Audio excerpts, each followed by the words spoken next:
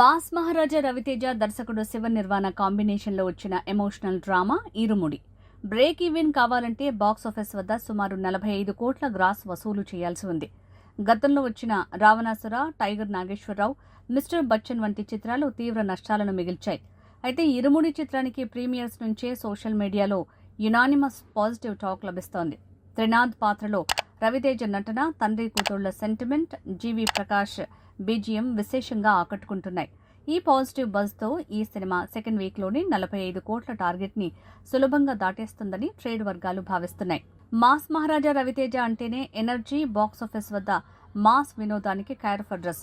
అయితే కొంతకాలంగా సరైన సాలిడ్ హిట్ లేక సతమతమవుతున్న ఈ మాస్ హీరో ఈసారి తన రూట్ మార్చి విలక్షణ దర్శకుడు శివ నిర్వాణతో జతకట్టారు.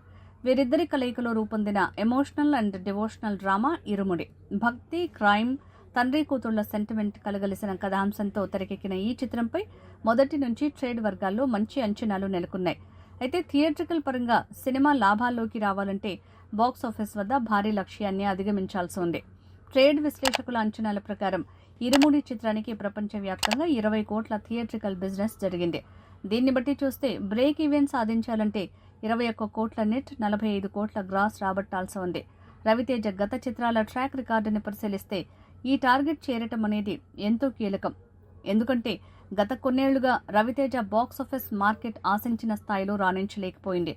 బిజినెస్ పరంగా భారీ స్థాయిలోనే క్రేజ్ దక్కినప్పటికీ బయ్యర్లకు పెట్టిన పెట్టుబడిని వెనక్కి తీసుకురావడంలో ఆయన చిత్రాలు ఘోరంగా విఫలమయ్యాయి. రవితేజ గత చిత్రాల బిజినెస్ కలెక్షన్లను గమనిస్తే ఆయన కెరీర్ ఎంత దారుణంగా ఉందో అర్థం చేసుకోవచ్చు. రావణాసుర చిత్రం 23 కోట్ల థియేట్రికల్ బిజినెస్ చేయగా కేవలం 12 కోట్ల ఫైనల్ షేర్ సాధించి డిజాస్టర్గా మిగిలింది. భారీ అంచనాలతో వచ్చిన టైగర్ నాగేశ్వరరావు 38 కోట్ల బిజినెస్ చేసి 26 కోట్ల షేర్తో ఫ్లాప్గా నిలిచింది.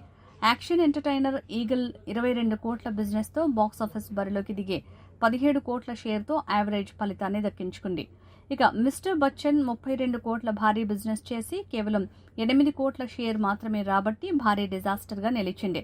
మాస్ జాతర మూవీ 20 కోట్ల బిజినెస్తో థియేటర్లలోకి వచ్చి కేవలం 12 కోట్లే నెట్ వసూలు చేసింది.